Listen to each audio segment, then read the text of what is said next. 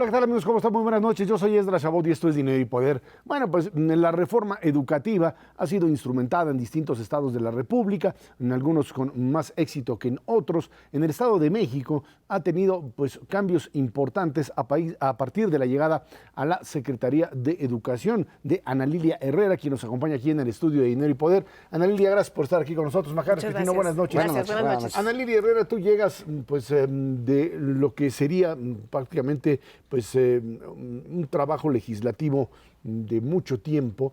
Te insertas en lo que es la Secretaría de Educación Pública del Estado, en medio de pues esta instrumentación de una reforma educativa que en la entidad pues no ha tenido, digamos, los sobresaltos, llamémoslo así, de otros estados. Sin embargo, poder entrar en procesos de evaluación, poder entrar en procesos de cambio y de también formas de delinear mecanismos para hacer crecer la propia matrícula. ¿Qué es lo que les produce en este momento en el Estado de México, un estado por supuesto bastante complejo, toda esta nueva dinámica de la educación o de la reforma educativa como tal? Pues para empezar es un gran reto. Fíjate qué gran oportunidad. No es la primera vez que estoy en el Ejecutivo, es mi tercera vez en el Gabinete del Estado de México y vengo de ser senadora, de haber aprobado una reforma en la que creo muchos mexicanos tenemos una altísima expectativa, de tener calidad en la educación, de tener escuelas como requerimos tenerlas, con condiciones de dignidad, de tecnología, que permitan estudiar y que permitan que los maestros hagan también adecuadamente su trabajo. Yo creo que hoy lo que tenemos enfrente es el reto de la implementación. Creo que la implementación tiene que partir de dos cosas. Tiene que ser primero una implementación progresiva y segundo, tiene que partir del reconocimiento al gran trabajo que hacen los maestros. Yo tengo que decir algo que lo digo fuerte y quedito, porque es una realidad. Ojalá que un día en nuestro país los maestros puedan dedicarse solamente a la docencia. Son muchísimo más que eso. Cuando tú eres maestro en una escuela pública, bueno, hay que empezar desde el traslado que muchos deben hacer desde el lugar donde viven hasta donde trabajan. Y luego saber que además de preparar a sus alumnos, son gestores incansables y permanentes. Están viendo si nos falta impermeabilizante, si hace falta una nueva aula, y sobre todo en mi estado, que tiene una presión demográfica importante, o si falta un comedor escolar, o si algún pequeño con esa vocación, con ese humanismo que los caracteriza, llega sin alimento y entonces también están haciendo la gestión para que lleguen desayunos escolares, por mencionar solamente algunos ejemplos. Son entonces un pilar del sistema educativo y son un pilar de la sociedad. Yo creo que hoy parte del reto que también tenemos es reconocer al magisterio que en el Estado de México ha estado frente a grupo, se ha estado evaluando, ocupamos el primer lugar nacional en participación en nuestras evaluaciones y debo decirles también con mucho orgullo, porque además soy hija de escuelas públicas, no puedo ocultarlo, los maestros en el Estado de México han tenido extraordinarias calificaciones. 55% en estas evaluaciones ha tenido calificaciones buenas o excelentes y prácticamente pues no ha habido maestros que hayan sido no idóneos, resultado no idóneos después de la evaluación, ¿no? En el Estado de México es una entidad muy particular, muy compleja, la más grande en población, la más grande en cuestión económica a nivel nacional, pero además está ubicada de una forma hoy muy particular. De un lado, entidades como Michoacán o Guerrero, que están complicadas, en particular en el tema educativo, hacia el norte una economía cada vez más industrial y moderna, y en el centro, pues esta ciudad extraña que es la Ciudad de México, que es una dinámica diferente. Claro. ¿Cómo ir construyendo un modelo educativo que permita pues ir respondiendo a estas dinámicas distintas sin que se le vaya a uno pues demasiado al lado guerrerense o michoacano, más violento diría yo, o que se nos vaya demasiado a la cuestión industrial? ¿Cómo ir pensando en manejar la educación distinto en un estado como este? Déjame incrementarle a tu muy buen diagnóstico toda la complejidad que tiene el Estado de México. Tenemos una matrícula cercana a los 5 millones de alumnos. Tenemos más de 250,000 maestras y maestros.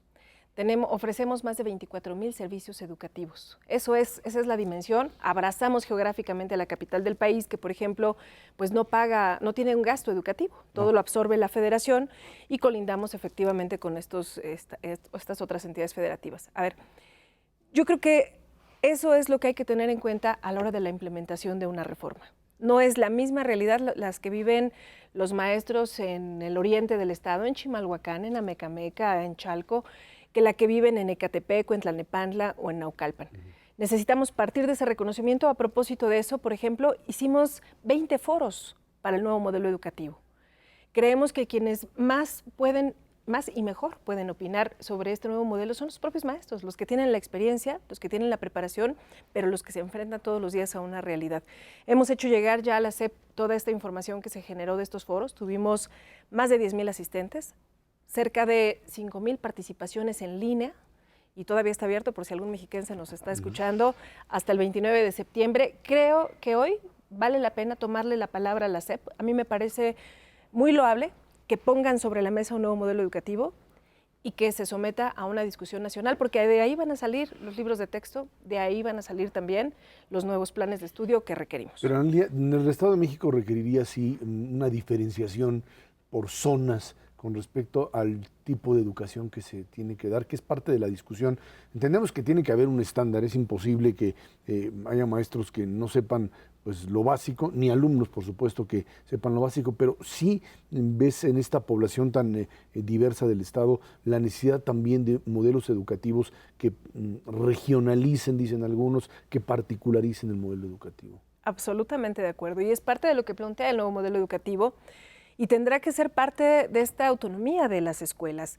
Una escuela que esté ubicada, por ejemplo, en la zona norte del estado, en la colindancia con Querétaro, que es una zona ya se está consolidando como una zona industrial muy importante, bueno, pues a lo mejor deberá ir viendo la vocación productiva, y lo que se establece es que un 20% del tiempo en las escuelas pueda orientarse justamente pues a arraigar. ¿Cuál sería el sueño dorado de todos? Pues que nuestros hijos en su lugar de origen tengan un trabajo, tengan un empleo digno y estudien algo que pueda potenciar la vocación de cada región. Esa parte ya sería la parte en la que quizás la reforma todavía no llega, que es el tema de planes y programas de estudio, en donde cada vez más la necesidad de volver otra vez a este tema de la educación como un instrumento de ascenso social. No solamente el que sepan cosas, que por supuesto es importante que lo sepan, porque es, digamos, la base para cualquier tipo de crecimiento y desarrollo, pero esta inserción en mercados laborales, esta idea de que aquello que se les enseña se convierta en un elemento productivo que les permita ganarse la vida a través de la educación. Esto, en un estado como el Estado de México, en las áreas, por un lado, industriales y otras con problemáticas diferentes, esto, ¿cómo lo ves en perspectiva para poder engarzar una cosa con otra? A ver, estamos parte de un trabajo permanente, de una instrucción del gobernador Erubiel Ávila, estar cerca del sector productivo. En nuestros niveles medio, superior y superior estamos vinculándonos con el sector automotriz, que es muy importante en el Estado de México, con áreas como las de robótica, que también están creciendo fuertemente en nuestro estado, y creo que ese es el gran reto. Ahora, yo creo que México tiene antes muchos otros retos, y ahí quiero destacar el trabajo que se ha venido haciendo en el Estado de México. Primero, en un acompañamiento, si me permiten la expresión, al esfuerzo que hacen los padres, las madres de familia, los propios estudiantes. Estamos convertidos hoy en la entidad que más apoya a sus estudiantes. Este año, para que podamos todos los que estamos aquí en esta conversación dimensionarlo, vamos a entregar alrededor de 200,000 becas. Están becados alumnos de excelencia, de licenciatura, que tienen promedio de 9, que ejercen un liderazgo positivo en su comunidad escolar, pero están becados también hoy, a partir de este ciclo escolar, niños, niñas de tercero de secundaria que están en riesgo de dejar la escuela por falta de recursos. Son becas específicas para evitar la deserción escolar. Seguramente no serán de 10, pero requerimos como sociedad que permanezcan en la escuela. Y algo muy importante que dijiste, la educación tiene que volver a ser en este país un factor de movilidad social, como nos ocurrió a muchos de nosotros, que no habríamos tenido una posibilidad de estudiar si no hubiera educación pública. Al respecto hay un tema que no se comenta mucho y que creo que es muy importante, y es el problema del crimen organizado y crimen normalito, porque la educación es una gran arma para enfrentar esto, pero al mismo tiempo es un gran botín para los criminales. Entonces, me pregunto yo, en educación media y media superior, que es el espacio más vulnerable de los jóvenes, ¿han pensado algo para ir convirtiendo a la educación en esta arma que nos permita derrotar al crimen organizado? Tocas un tema fundamental. Déjenme platicarles. Antier estuve en Cuautitlán Izcalli, que es una zona eminentemente industrial, por cierto, automotriz, y fui a la Universidad Politécnica de Cuautitlán Izcalli, la única en nuestro estado, y pronto tendremos 4 más, que tiene un modelo bilingüe. Los jóvenes, desde que ingresan, la mitad de sus clases las toman en inglés y cuando concluyen sus estudios en ingeniería, en alguna otra materia, prácticamente todas sus clases son en inglés. La conocía yo de oída, de la instrucción que tengo ahorita del gobernador para implementar este modelo en otras universidades del estado, pero tuve la fortuna de conocerla. Es impresionante saber que hoy educación de tan alta calidad como la que se ofrece ahí, pues empezamos a subir el cerro, a subir en una zona con niveles de marginación importantes y saber que hasta allá arriba hay un esfuerzo del Estado mexicano para poner educación de calidad me parece de lo más valioso. Y lo refiero porque acabas de tocar un punto central. La educación sí, como una herramienta de transformación de tu realidad, de la familiar, de la social, pero yo creo que hay un tema en el que tenemos que volver todos la mirada, que son los valores. Fui a anunciar unas becas que también a partir de este ciclo escolar tendremos para educación media superior y superior, para jóvenes constructores de paz. Los estaremos capacitando en esta cultura de la paz, en la convivencia armónica, en los valores que parecería lo esencial, que desde luego hay que aprenderlos en casa, hay que reforzarlos en la escuela, pero hay que practicarlos todos los días.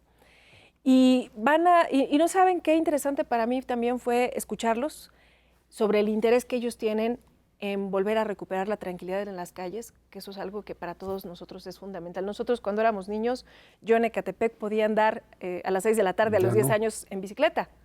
Hoy la pregunta es cuántos de nuestros hijos pueden andar tan tranquilos por la calle. Ahora, en esta circunstancia de un Estado de México muy complicado, te diría yo, pues hay también un rejuego político. Un juego político que tiene que ver con un proceso electoral que pues ahí está dando vueltas y donde tu nombre está dando la vuelta, Ana Lilia. Ana Lilia Herrera es una de las figuras que se menciona para la posibilidad de que el PRI lance la candidatura a la gubernatura del Estado. ¿Es algo que tienes en el radar? Yo sé que me vas a contestar que ahorita estás como secretaria de Estado y esa es secretaria de Educación Pública del Estado, pero es algo que un secretario, un político como tal, tiene derecho a aspirar y que estarías en posibilidad de verlo como una opción para el futuro cercano. A ver, desde luego que no soy ajena a esos comentarios, me honran muchísimo, pero mira, hoy hay tal desconfianza en la política que creo que nos toca prestigiarla a todos los que estamos ocupando un espacio donde sea. Y creo firmemente que cualquier oportunidad, una u otra, cualquiera, pasa por hacer un buen trabajo. Hoy yo estoy concentrada en ser secretaria de Educación. Creo que si soy una secretaria de Educación, no habrá una posibilidad, habrá otras distintas. Yo tengo firmemente decidido que mi vocación es la política y que es una oportunidad enorme de construir, de hacer, de resolver, pero hoy la congruencia creo que es fundamental. La gente está cansada de ver ambiciones políticas. Necesitamos resultados políticos y en eso estoy concentrada. Y en ese mismo sentido, el tema del juego político interno de los partidos, ¿hasta dónde el tema de clientelismos políticos, de fuerzas que se disputan esos espacios, te impide o te representa un obstáculo en el trabajo de la educación como tal? Mira, yo creo que, a ver, es claro a los ojos de todos que hoy hay quien ve en la reforma educativa la oportunidad de sacar raja política. Yo creo que es ofensivo. Es ofensivo porque hay muchos maestros que están haciendo un gran esfuerzo, no de ahora, de hace muchos años. Es ofensivo porque todos los padres, si algo queremos dejarles de herencia a nuestros hijos, es precisamente una educación de calidad. Y me parece también que también hoy la sociedad está muy clarita en quién está, en qué sintonía. Por nuestra parte, en el Gobierno del Estado de México, estamos haciendo llegar todos estos programas a favor de la educación, buscando que nadie pueda lucrar con la necesidad de otra persona. No, creo que no se vale, no es correcto y la sociedad también ya lo detecta fácilmente. Así que bueno, pues yo creo que un trabajo honesto siempre da resultados. Y al respecto, creo que convendría ir pensando, aunque no es un asunto de corto plazo, que nuestro sistema educativo fuera un poquito más incisivo en materia política, que trabajáramos más civismo que se abandonó mucho tiempo, apenas se ha recuperado, e ir construyendo cosas pues que a futuro le den mejor nivel a la política, ¿no? Por supuesto. No es una actividad que debiéramos denostar tan fácilmente, ¿no? Claro. A mí algo que me gusta mucho del nuevo modelo educativo es este regreso a los valores y a la convivencia armónica. Mira, independientemente de nuestra preparación, independientemente de la tarea que desarrollemos en la sociedad, si fuéramos capaces de ser todos los días una sociedad más solidaria, más justa, más honrada, más honesta, seríamos una mejor sociedad por donde nos vieran. Ana Lilia Herrera, secretaria de Educación del Estado de México, muchísimas gracias por estar aquí con Gracias, nosotros. Serra. Un Al gusto. contrario, vámonos Gracias, a una pausa. Esto es Dinero y Poder.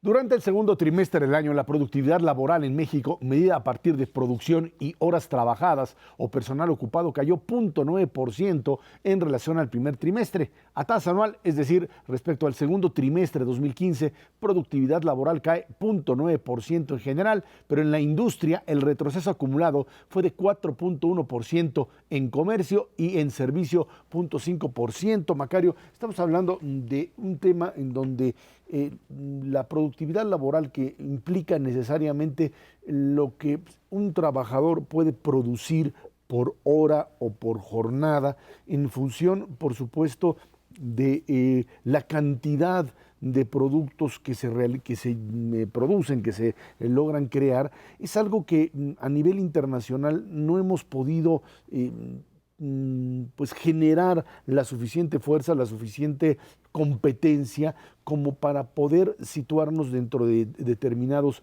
espacios, tanto frente a industrias como la propia automotriz y otras. Hay, por supuesto, diferencias sustanciales entre una industria y otra, pero es un tema que tiene que ver con preparación, es un problema que tiene que ver con capacitación y es un problema que tiene que ver también necesariamente con esta vinculación entre capital de trabajo y el propio capital fijo que se tiene en las empresas. Sí, la productividad es así como lo más importante que hay en cuestión económica, en términos de crecimiento económico.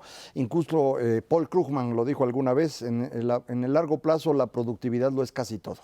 Entonces, eso es realmente lo que habría que buscar. ¿Cómo le haces para que una persona produzca mucho más cada vez que trabaja? Y ahí las mediciones que hacemos puntualmente no son muy útiles por una razón sencilla. Lo que ahora se reporta, por ejemplo, es resultado de que la producción no crece o crece muy poquito o incluso se contrae, mientras que al mismo tiempo estás generando empleo. Entonces, tenemos esta situación extraña donde si generas empleo, con una producción que está muy estancada, pues el resultado es que la productividad se te cae por obligación. Entonces, la solución para que la productividad crezca sería no contrates a nadie, pero entonces todo el mundo se va a enojar porque no hay empleos. Entonces, esta situación en el corto plazo siempre te lleva a uno de estos dos males. ¿Cómo se resolvería en el largo plazo? Bueno, la verdad es que los economistas no sabemos con certeza qué es lo que genera la productividad. Esto es lo que más se ha tratado de estudiar y es donde creo que que hay menos coincidencia. Se volvió famoso, por ejemplo, en los años 50, que el origen de la productividad era más capital, mayor inversión, y entonces invertimos muchísimo en muchas partes del mundo y el resultado fue que no crecimos. Luego se dijo que era educación, pero con calidad. Más recientemente se ha argumentado que es un problema institucional. Entonces, no hemos tenido una respuesta clara a esto. Yo creo que la palabra que tú usaste es la más importante, competencia. Cuando hay competencia económica, entonces cada uno de los que produce quiere hacer las cosas mejor que los otros porque si no, no vende. Y ahí es cuando uno se vuelve productivo. Y en ese momento tener más educación, más capital humano o mejores herramientas se vuelve algo importante. Pero si no hay competencia, esto no funciona. Y creo que ese es el problema de México. Y ahora, esto estaría ligado también al tema salarios. Creo que esto es importante porque cuando se dice productividad laboral, se habla necesariamente de un trabajador que tiene mayor capacidad de producir más de producir mejor, mayor calidad, por supuesto, pero también este índice de productividad ligado a mejores salarios, a mejor calidad de vida. No necesariamente hay toda esta vieja interpretación que decía es que lo que pasa es que finalmente el dueño del capital le termina extrayendo una mayor ganancia al trabajador o genera un modelo de explotación en donde le extraen todavía más recursos de lo que él produce. Y creo que aquí habría que establecer claramente que han sido los trabajadores que entran en estas industrias altamente productivas, aquellos que han logrado crecer en términos salariales reales, sí, como no lo había hecho trabajador alguno en la historia. Trabajadores que incluso llegan a tener por su calificación no solamente ingresos muy, muy altos, sino que además son peleados por las empresas, son buscados por las empresas, e incluso sabemos que a nivel internacional, con esta conexión que ya hay, por lo menos entre Industrias de México y Estados Unidos, son trabajadores que las propias empresas, digamos, norteamericanas que tienen aquí en nuestro país, pues buena parte de sus plantas, ven en esos trabajadores potenciales para llevarlos allá cuando así lo requiere la propia empresa. Y estamos hablando de un modelo de relación capital-trabajo muy diferente al tradicional que teníamos en el siglo pasado. Sí, yo creo, Esra, que la mejor forma de ver este asunto de productividad es utilizando datos de INEGI. INEGI presenta la información tanto de economía formal como informal, y cuando uno lo ve, encuentra que realmente son tres grandes grupos en México. Un primer grupo, más o menos de 1/3 de la población que trabaja, vive en condiciones de miseria. Estamos hablando de quienes viven en el campo, de quienes se dedican a servicios de limpieza, incluyendo el servicio doméstico, los trabajadores de la construcción, pero los informales, pues los albañiles, etcétera. Este grupo de población, 11, 12 millones de mexicanos, tiene ingresos que rondan 2 salarios mínimos en el promedio. La gente que está en el campo, por ejemplo, su ingreso promedio mensual es de medio salario mínimo en el mejor de los casos. Luego hay otro grupo más o menos del mismo tamaño que tiene un ingreso ligeramente superior, que es donde encuentra uno sobre todo los vendedores ambulantes, por ejemplo. Ese es ese gran grupo. Y finalmente hay un tercer grupo en donde aparece el México competitivo. En ese tercer grupo la productividad no cae, está creciendo y crece a ritmos asiáticos, 4 o 5% anual. Algunos de esos sectores tienen productividades 60, 80, 100 mil pesos mensuales por trabajador, lo cual permite salarios de 8 salarios mínimos o 10 salarios mínimos. Entonces son distintas dinámicas, ¿no? Y esta tercera es muy, muy cercano a lo que tú dices, ¿no? Trabajadores mexicanos que realmente pueden competir con cualquiera en el mundo, pero es solo la tercera parte. Las otras 2/3 partes de los mexicanos no están en condiciones de competir, y eso es lo que nos mantiene con una productividad promedio muy baja. A partir de este concepto que hemos ya delineado muy claro de productividad por un lado y por otro lado de las dificultades que se tienen, estas velocidades a las que se crece en el país, es algo que en algún momento podríamos pensar estar en condiciones de equilibrar, porque uno pensaría, bueno, pues ahí están lo que hemos platicado una y otra vez en este programa y en otros, estos Méxicos que corren a diferentes velocidades, en algún momento tendrían que tener un mínimo. No, en ningún país del mundo las distintas regiones están, digamos, uniformadas, homogéneas, pero aquí sí estamos ante una situación que pudiese generar prácticamente pues, lo que hemos visto en los últimos años, estados que crecen al 8, estados que decrecen al -4, -5 y menos un montón anual, otros que se quedan ahí en medio, y que esto te genera una situación de la imposibilidad de hablar de un proyecto nacional, porque es esta división o esta falta de un elemento mínimo de crecimiento el que te podría permitir hablar de un modelo de productividad y modelo de competencia a nivel nacional que pudiese satisfacer a la población. A mí me gustaría decirte que sí se puede, pero no puedo decirlo porque en todos los países del mundo tenemos algo similar. Por ejemplo, en la Unión Europea tenemos una zona de muy alta productividad y crecimiento que va más o menos de donde está Holanda, los Países Bajos, una franja que baja hasta el norte de Italia y ahí se acaba. A los dos lados de esa franja las economías son bastante improductivas, mientras más lejos peor. El sur de España, el sur de Italia son extraordinariamente improductivos, y lo que hace la Unión Europea para ir saliendo es tomar parte de la productividad de esta zona exitosa y redistribuirlo a los demás a través de impuestos, subsidios, etcétera. Algo similar ocurre en los Estados Unidos. Tenemos zonas muy productivas en las dos costas y en medio es un país que no crece. Entonces México está en esa misma circunstancia. Creo que lo que podríamos hacer para ir equilibrando un poco es reducir el peso poblacional de la zona que no crece e incrementar el de la zona que sí lo hace. Y esto es algo que naturalmente se ha estado dando, esta migración de estados como Veracruz, Oaxaca, Michoacán, Guerrero hacia el norte.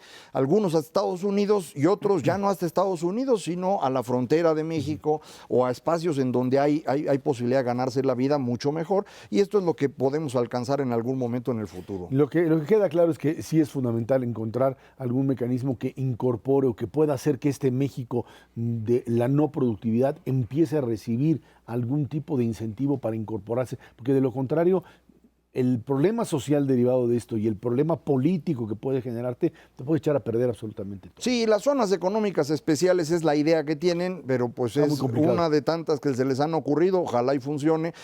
Yo confío más en esta solución natural que es la gente se va moviendo a donde se puede ganar la vida. Hay que facilitar ese proceso. Sin duda alguna. Vámonos a una pausa. Esto es Dinero y Poder.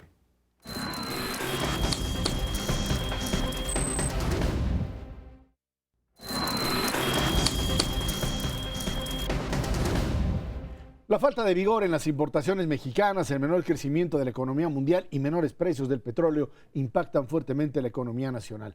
El más reciente informe del INEGI sobre exportaciones señala que a julio, a tasa anual, se registra una caída del 9% al alcanzar 29.770 millones de dólares. Pese a ello, se estima que el país se recuperará a finales del año o a principios de 2017, cuando la demanda del mercado norteamericano experimente un repunte y coloque finalmente a las exportaciones mexicanas por encima de la media mundial. Bueno, esto dicen algunos que es, como dicen, wishful thinking, ojalá y así suceda.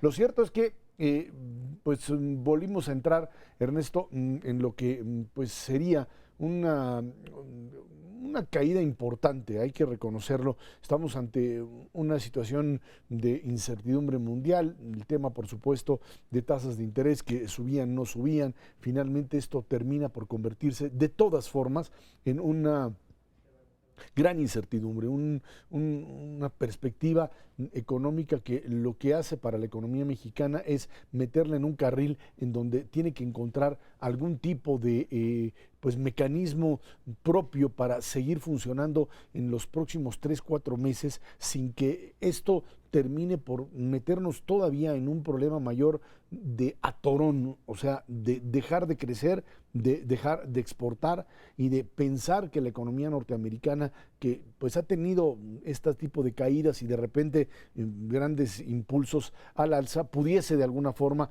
volvernos a arrastrar al terreno positivo. Sí, ¿no? Yo creo que hay que tomar en consideración dos cosas, Ezra.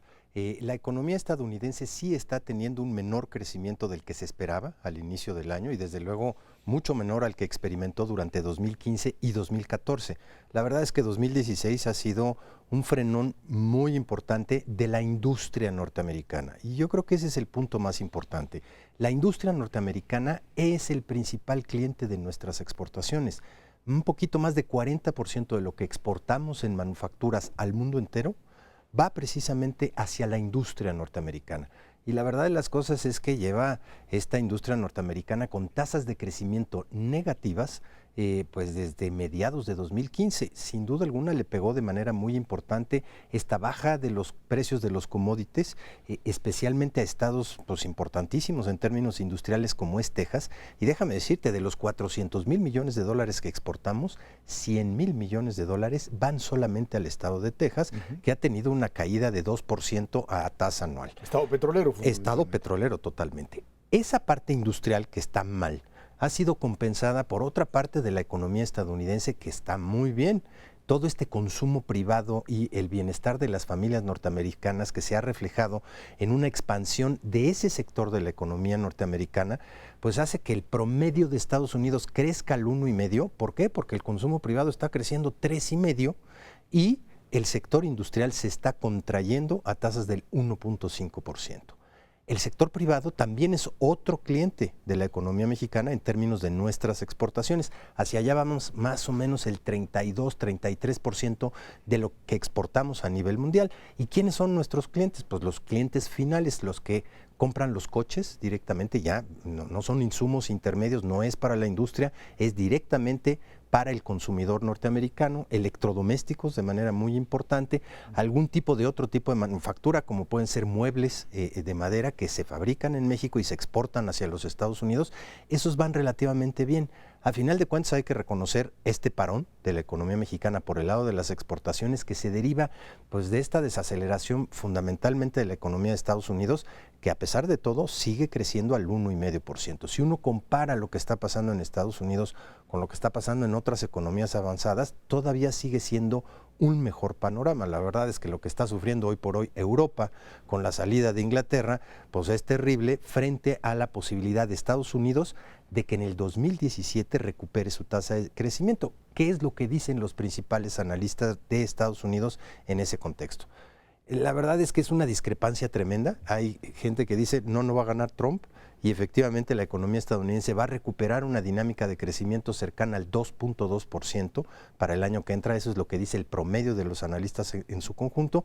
Hay otros un poco más pesimistas que dicen sí se puede poner fea la cosa y tener una tasa de crecimiento inclusive cercana a cero.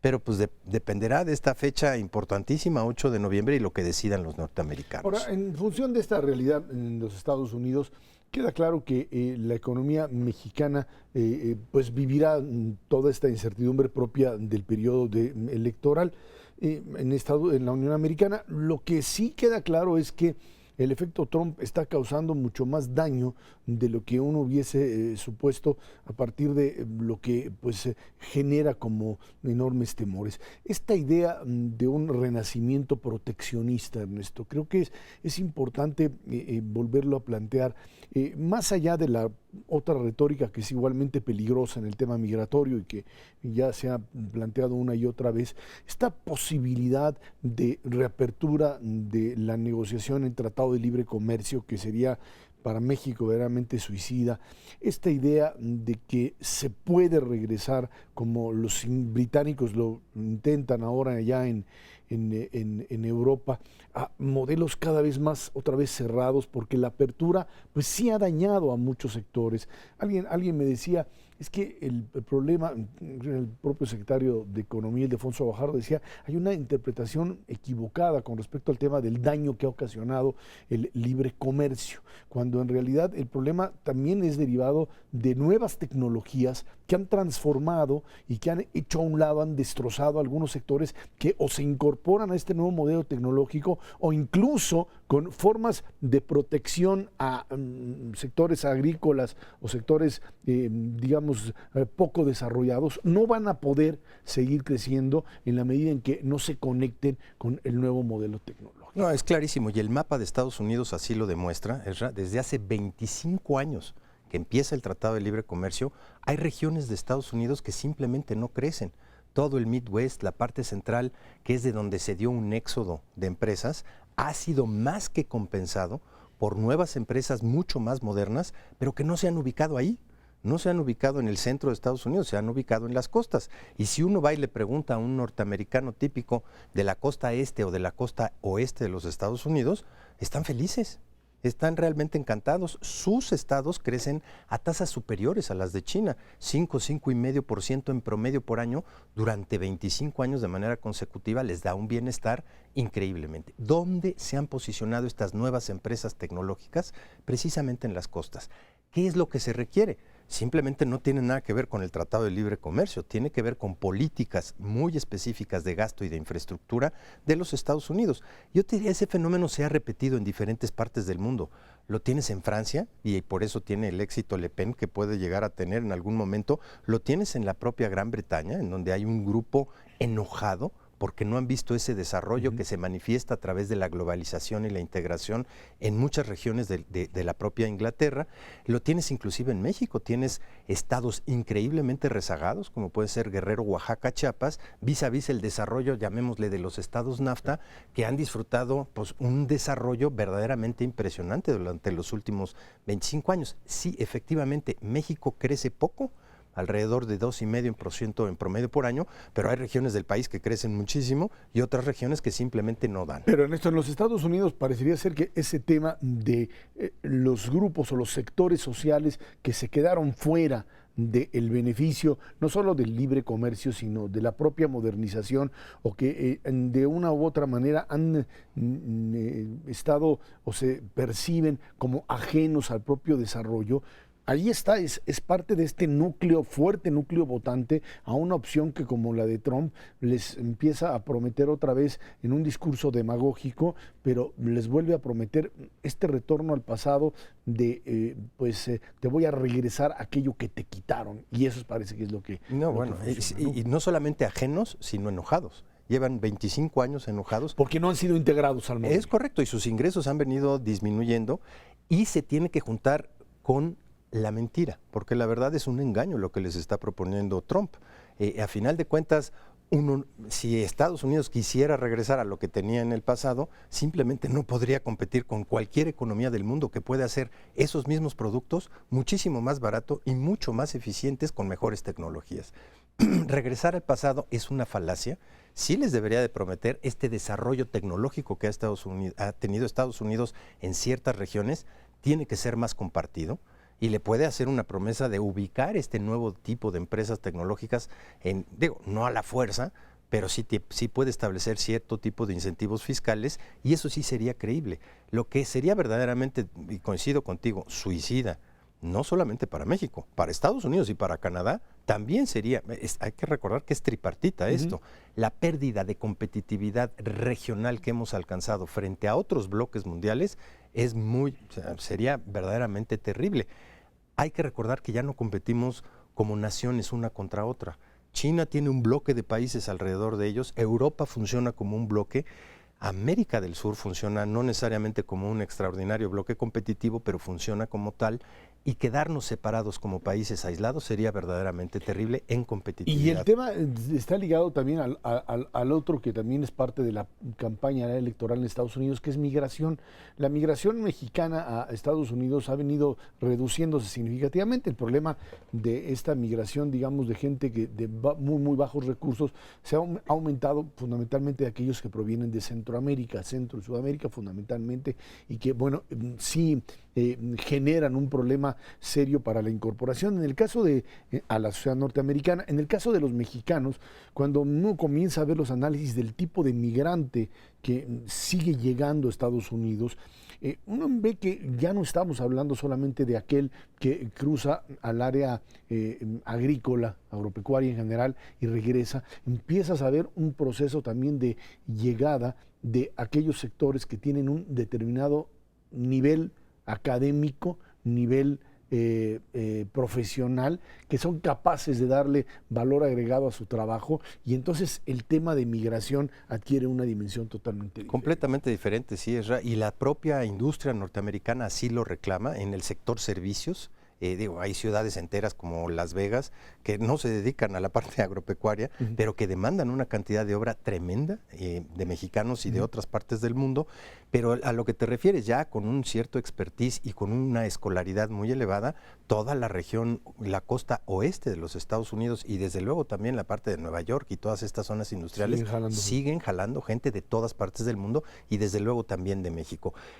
¿Se detuvo esa migración de 350,000 al año? Sí, sin duda alguna, está mucho más baja, viene con otro tipo de calificaciones, pero lo que no ve tampoco Trump es esta parte neta, porque hacia México migran anualmente cerca de 50,000 norteamericanos buscando retiro a un precio bastante más razonable Con de lo que lo servicios puede. de salud mucho más. O servicios de salud. Y esa parte también la detendría porque implica bienestar para los norteamericanos pensionados que sí pueden alcanzar en México y no pueden alcanzar en los Estados Unidos. Lo que lo termina volviendo loco es pues este juego de mercado abierto en donde la Ford Motor puede venir un día y decir yo vengo y pongo esta parte aquí de autos compactos en México porque me representa un beneficio, mientras que otros elementos de su producción pueden seguir estando allá, e incluso esto que se produce en México es algo que genera también empleos en los Estados Unidos. No, y que además pretende combatir con algo que es ilegal en los Estados Unidos. Tú no puedes hacer una ley general particular y decir a la empresa Ford específicamente le voy a cobrar una tasa de 35%.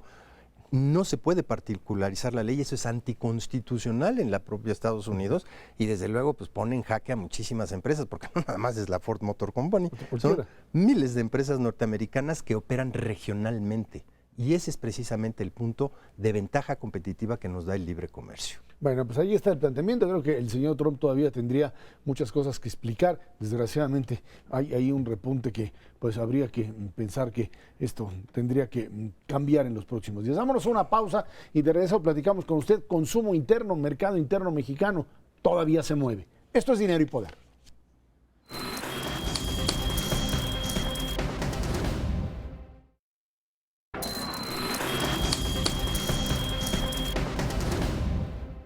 El mercado interno nacional va perdiendo dinamismo. Las ventas de la Asociación Nacional de Tiendas de Autoservicio Departamentales, la ANTAD, que en julio registraron crecimiento de 2 dígitos, ahora solamente crecen en agosto 1.7%. Sumado a ello, la percepción de las familias sobre su situación económica y la del país continuó la tendencia a la baja en agosto. Se ubican en el nivel más bajo de los últimos 30 meses al retroceder 1.6% respecto a julio. Tropezón y lectura que habría que tomar con mucho cuidado, ¿no? Sí, la verdad es que agosto fue un mes especial, tuvo nada más 4 fines de semana, lo comparamos con julio, que tuvo 5 fines de semana, y necesariamente se dan esto. Pasó exactamente lo mismo en abril, y en abril todo el mundo dijo, híjole, se cayeron las ventas, y inmediatamente a partir de junio, julio empezaron a repuntar otra vez. Sucede exactamente con lo mismo en agosto. En septiembre, octubre, noviembre vamos a tener tasas de crecimiento otra vez positivas, no al mismo ritmo de lo que creció en el primer semestre del 2016 y desde luego no a los ritmos que venía creciendo en el 2015. ¿Por qué? Pues simplemente porque han aumentado un poco las tasas de interés, sí, y van a seguir aumentando, sin duda alguna. El empleo ya no está creciendo a las tasas que venía haciéndolo anteriormente, pero sigue creciendo de manera positiva. No crece al 4,5%, pero sí al 3,5%, que es una tasa muy buena. Los salarios en términos reales siguen aumentando porque la inflación sigue bajo control y las remesas siguen llegando.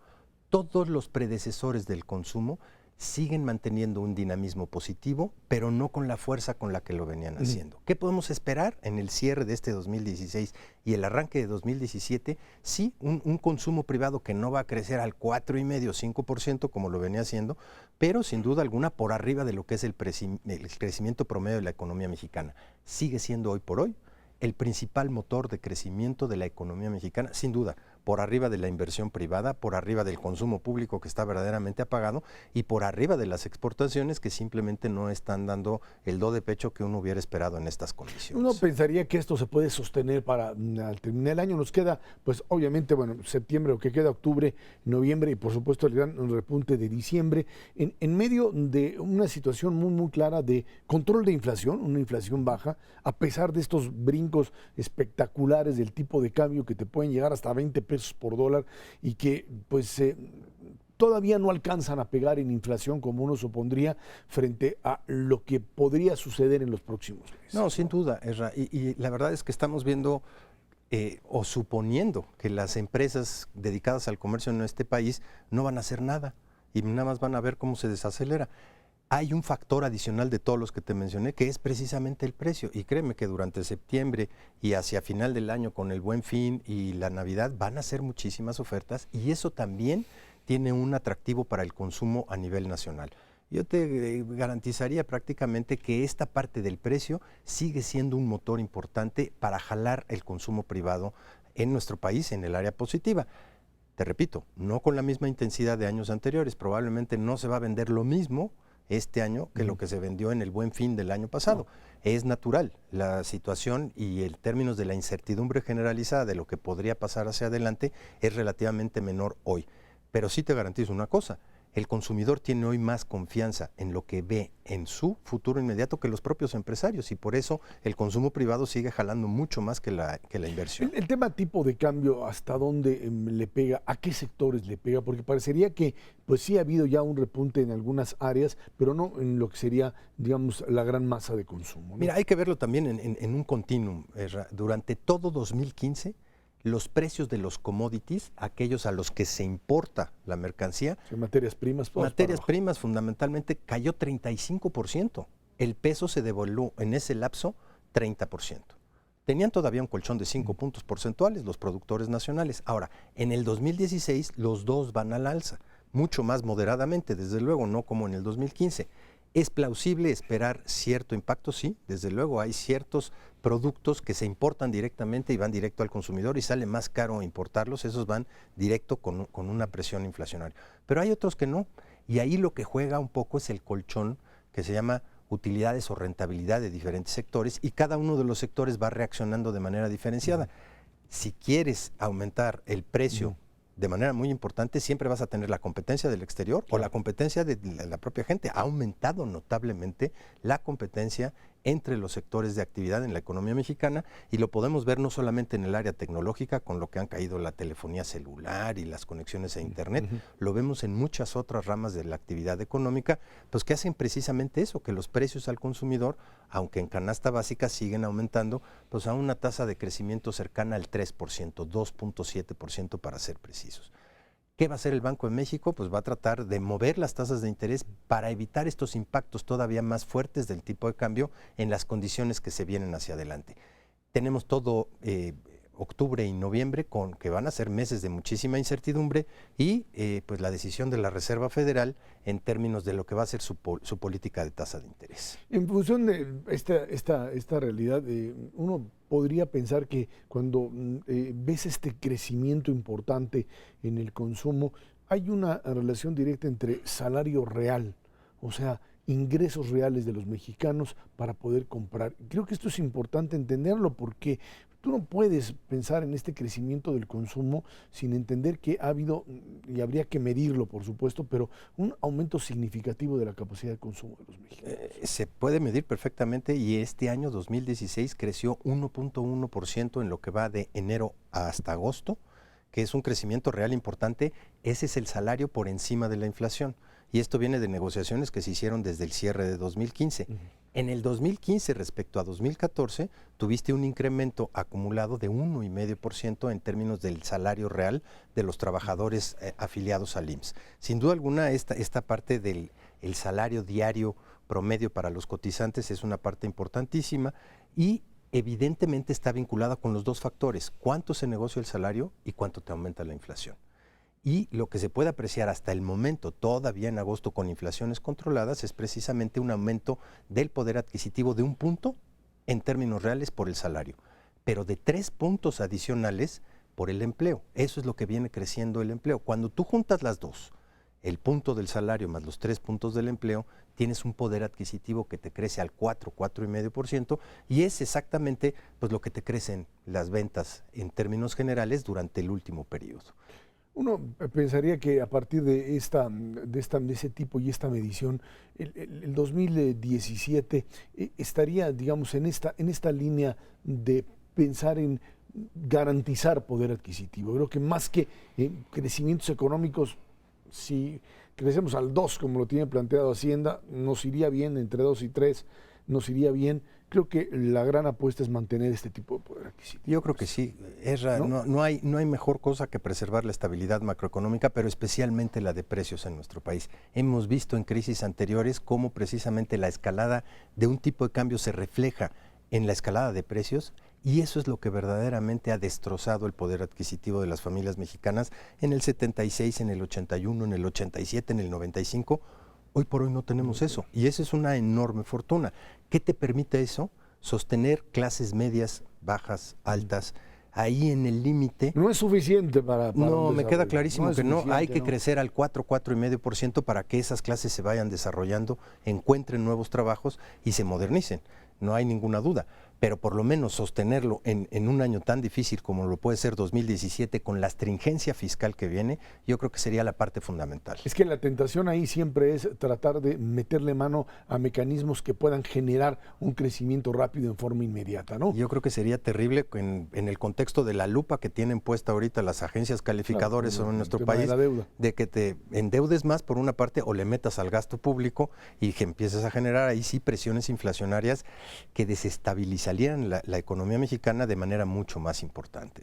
Yo creo que pues la idea de encontrar un mecanismo que pudiese alentar crecimiento del mercado interno estaría basada en, o había que lanzarla hacia aquellos lugares en donde definitivamente pues el tema del consumo se ha caído, y son precisamente estos estados en donde no se crece, estados donde no hay Estado de Derecho, en donde hay elementos caciquiles que te impiden crecer y donde hay tus niveles de consumo están en el suelo. Guerrero, Oaxaca, Chiapas como tal, ¿no? ¿Y cómo convences al sector privado que invierta? No, bueno. Ese es el punto fundamental. En la medida en que se detone la inversión privada, como lo ha seguido haciendo en el centro norte del país desde hace un buen rato, es en esa medida que vas a generar los empleos y el consumo y los salarios y la derrama de manera conjunta. Mientras carezcas de esos elementos para convencer al sector privado de entrarle en serio a la inversión en ese tipo de estados, pues en ese momento sí tendrás las posibilidades de generar pues por lo menos una perspectiva de crecimiento no tan dramáticamente diferente del resto del país.